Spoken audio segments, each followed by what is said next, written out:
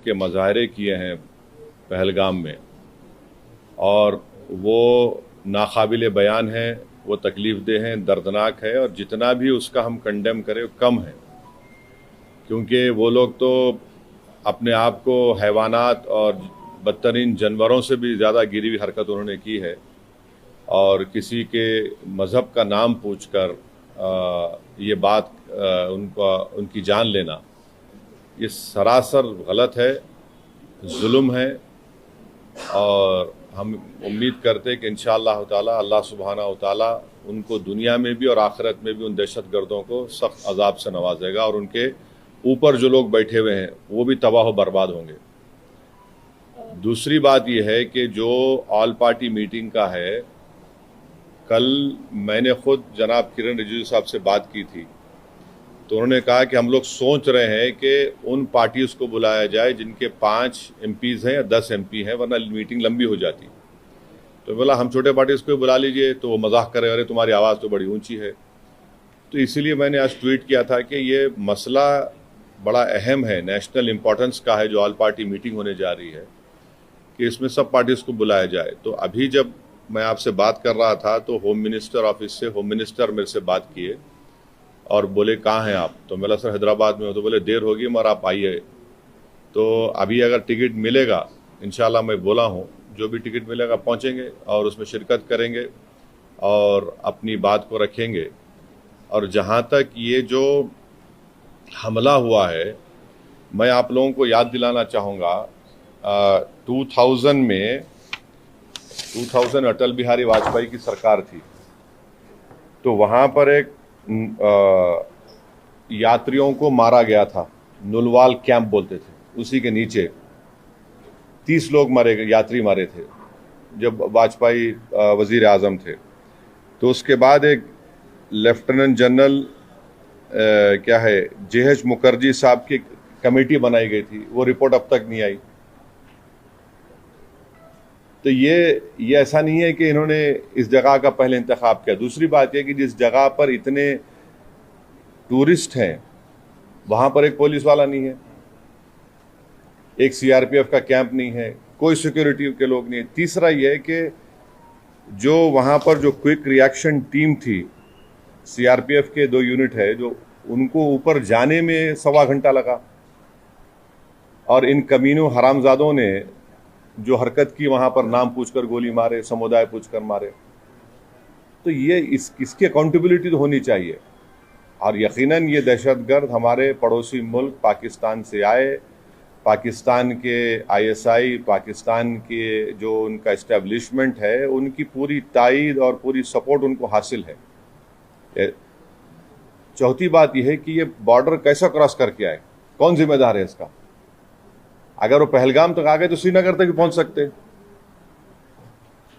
कितनी दूर है श्रीनगर वहां पे लोगों के लिए?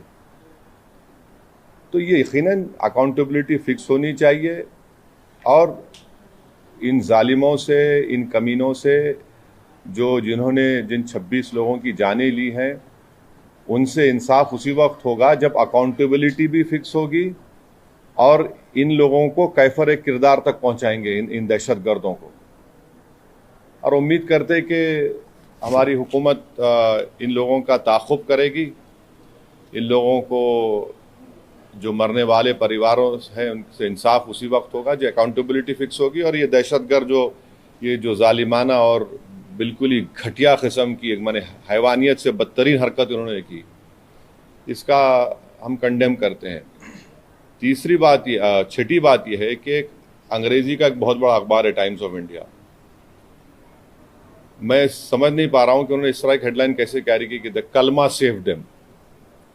आप इस तरह की हेडलाइन कैसे लगाते बताइए?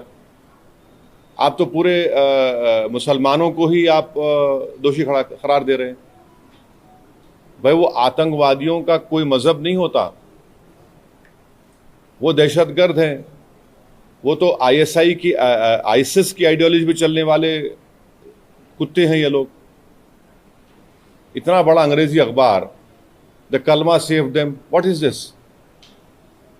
भाई इतने जो कश्मीर में जितने आतंकवादियों ने सबसे ज्यादा मारा, वहां के कश्मीरी मुसलमानों को मारा,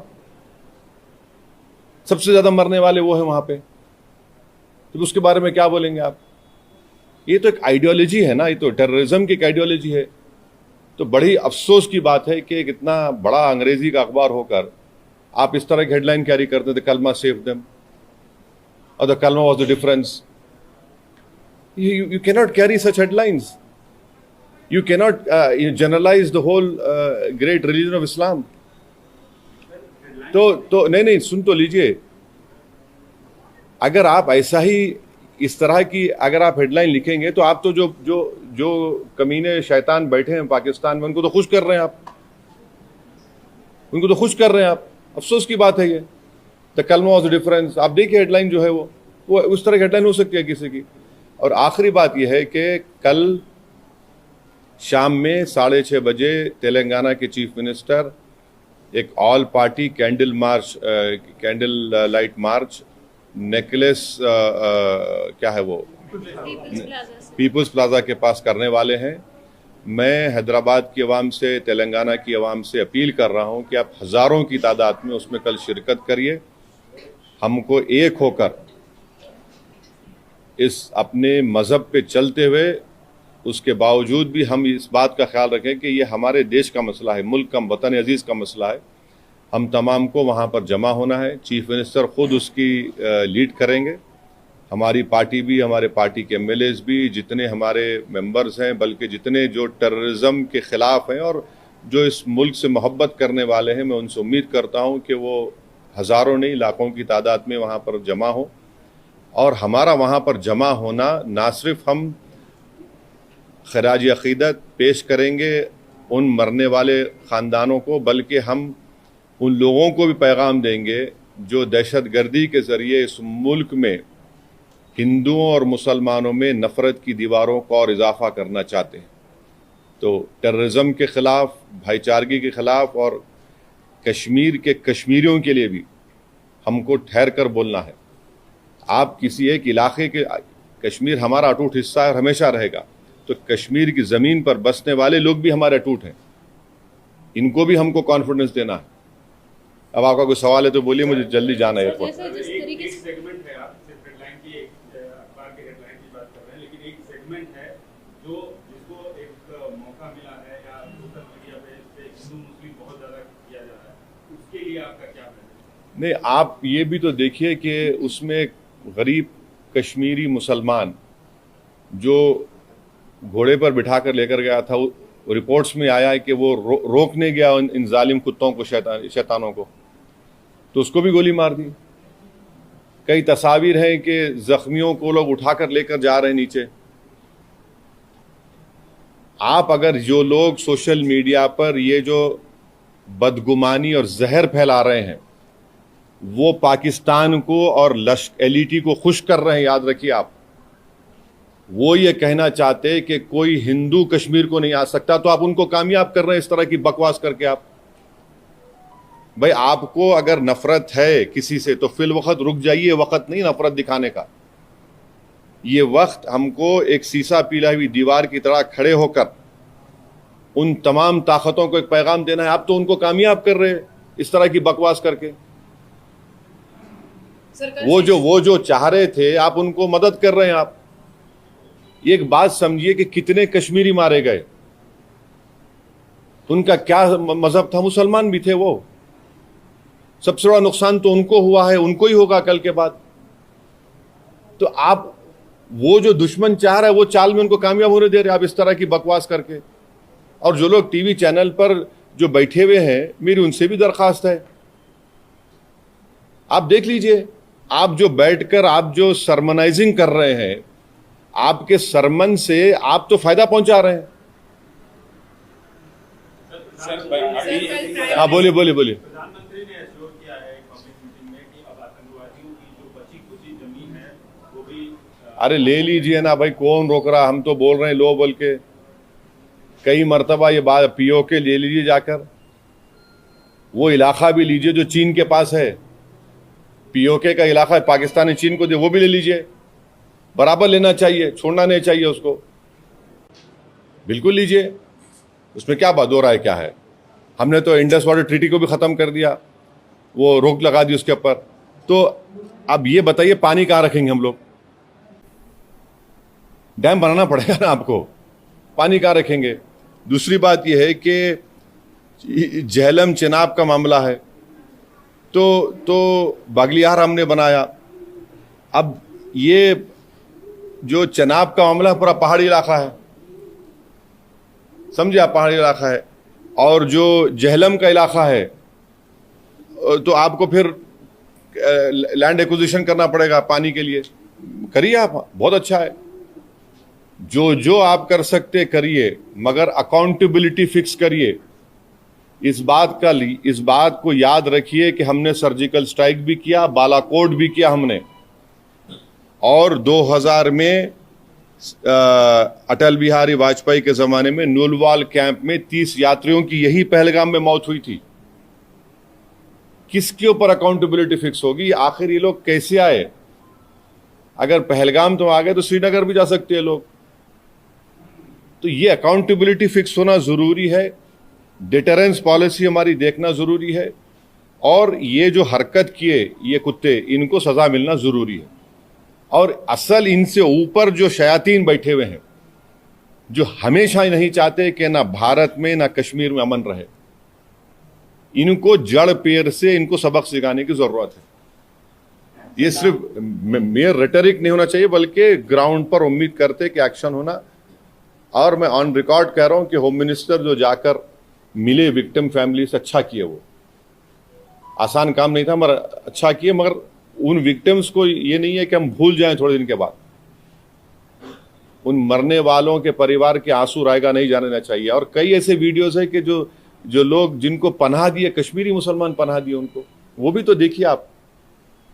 सर ये जो मेजर्स लिए, ये जो मेजर्स लिए SUAC सार्क जो स्कीम में वीजास है उसको इमीडिएटली कैंसिल करना, रद्द करना, और 18 को बंद करना, और आप जैसा बोले झेलम, चेनाब, ब्यास, ये नदियों को कैसे रोक पाएंगे? मतलब डैम तो बनाएंगे। नहीं ठीक है, देखिए वर्ल्ड बैंक इसका वो इंश्योर करता है, तो आप करिए ना, हमको इतराज नहीं। पानी कहाँ रखेंगे वो भी तो देख लीजिए। क्योंकि जो Chenab area is a mountainous area, and ये नदी जो जाती चेनाब की, वो माउंटेन से जाती। झेलम का जो है वो जमीन पर जाती, तो आपको डैम तो बनाना पड़ेगा। इंडस का जो है वो उधर अलग एरिया, वो तो अलग छोटा सा एकदम। वो नहीं सर, ये कैसा दिखती है मेजर्स को? ये काफी है पाकिस्तान की जो दहशतगर्दी। एक बात सुनिए, मैं प्राइम मिनिस्टर से एक सवाल ये कर रहा हूं कि जनवरी 2025 तक पहलगाम में उस मुकाम पर 2 CRPF की यूनिट थी, अब क्यों नहीं है? क्यों हटाया गया उनको? पूछ लीजिएगा, सही है तो सही है बोलिए, गलत है तो गलत बोल दीजिए। जो बेसान मीडोज है, क्या हुआ वहां पर? फिर नीचे से जो क्विक रिएक्शन एक्शन टीम को 1 घंटा लगा ऊपर जाने के लिए, और ये कमीने कुत्ते जो है नाम पूछकर मार रहे थे लोगों को, मजहब पूछकर मार रहे थे। अकाउंटेबिलिटी तो फिक्स होनी चाहिए भाई। अभी नहीं, देखिए, अगर आप लोगों के सोर्सेस में प्राइवेट जेट है तो बोलिए, बैठ के जाएंगे, टिकट मिला तो जाएंगे। आप लोग बड़े ज्ञानी हैं, पावरफुल लोग हैं आप लोग। जी बदला कैसे होगा? क्योंकि लोग आज, आम जनता जो है जो सड़कों पर उतर रही है, कैंडल मार्च कर रही है, विक्टिम्स जो है सब ये कह रहे हैं कि बदला इस बार तो लेना चाहिए, हर बार की तरह से लेना चाहिए। एक बात सुनिए, पिछले साल जुलाई में रईसी एक जगह है वैष्णो देवी करीब, वहां पर भी 7 या 9 टूरिस्ट को मार दिए थे। यकीनन टेररिज्म के ऊपर कोई कॉम्प्रोमाइज नहीं होना चाहिए, मगर अगर आप दावे करेंगे खत्म हो गया तो कहां खत्म हो रहा? अकाउंटेबिलिटी फिक्स करिए भाई, बस अकाउंटेबिलिटी आप फिक्स करिए। तो हम लोग ये मान सकते हैं कि ऑल पार्टी मीट में MIM की तरफ से ये मसला रहेगा। जो यहां बोला हूं ये बोलूंगा, और जो वहां बोलूंगा वो बाहर आके नहीं बोलूंगा। इंटरनेशनल लेवल पे किस तरीके से प्रेशर बन सकता है आपको लगता है? प्राइम मिनिस्टर ने अभी पब्लिक मीटिंग में एक बात सुनिए, ये टाइम जो है ना नेशन को देखने का है। जो भी नेशनल इंटरेस्ट में सिक्योरिटी के लिए, कश्मीरियों की तहफ़्फ़ुज़ के लिए जो भी स्टेप गवर्नमेंट उठाती है, MIM पार्टी उसको सपोर्ट करेगी। बाद में हमारी जो शिकायतें हैं नहीं हैं वो बोलते रहेंगे, मगर एज ऑफ नाउ इस क्रिटिकल टाइम पे हम सबको एक होकर ये काम करने की जरूरत है। इंटरनेशनल लेवल पे किस तरीके से इंटरनेशनल लेवल पे तो सरकार कर रही है ना, सरकार कर रही है। वॉट एवर स्टेप्स जो which have been taken in the cabinet committee on security, we welcome it, we welcome it. ठीक है, जो स्टेप लेना है। आप ये अलाउ तो नहीं कर सकते, मगर हम यही चाह रहे कि कहीं ना कहीं अकाउंटेबिलिटी फिक्स हो, मगर नेशनल इंटरेस्ट में तो हमको एक होने का है। अपने पॉलिटिकल डिफरेंसेस होंगे, वो चलते रहेंगे, वो खत्म होने वाले नहीं है, वो डेमोक्रेसी का तकाजा है, वाइब्रेंट मगर आज की सूरत हाल में यह है कि इसमें हमको थोड़ा देख के सर ये रॉबर्ट वाड्रा का स्टेटमेंट अब छोड़ दीजिए ना, अभी अब वो अहम नहीं है। आज अहम है कि कैसे पाकिस्तान से एलईटी के टेररिस्ट आए, उनका हम कैसा उनको रोकेंगे, जड़ पेड़ से निकालेंगे। ये नेशनल इंटरेस्ट का डिमांड है। आप नेशनल इंटरेस्ट में हमको देखना है। सर अकाउंटेबिलिटी फिक्स होनी चाहिए बोलकर आप कह रहे हैं, तो ये अकाउंटेबिलिटी कैसे फिक्स होना चाहिए, मतलब क्या क्या मेजर्स लेना चाहिए, आपकी तरफ से क्या डिमांड्स रहेंगे, आप सेंट्रल गवर्नमेंट देखिए अकाउंटेबिलिटी फिक्स होनी चाहिए, वो जो समझने वाले समझ जाएंगे। Okay, thank you, thank you, thank you. अब जाने प्राइम दीजिए। मिनिस्टर ने कहा है कि we will identify, track and definitely we welcome it, please do it. जड़ पेड़ से निकाल कर फेंकिए इन शयातीन कुत्तों को। बोल रहे हैं कि मिट्टी में मिला देंगे। बिल्कुल मिट्टी में नहीं, बल्कि पहाड़ में मिला दीजिए उनको, आप चूरा चूरा कर दीजिए उन लोगों को। ये नेशनल इंटरेस्ट में हम कह रहे हैं आपसे, बिल्कुल रोकिए ना, रोकना चाहिए। मजाक है क्या, बोलिए आप?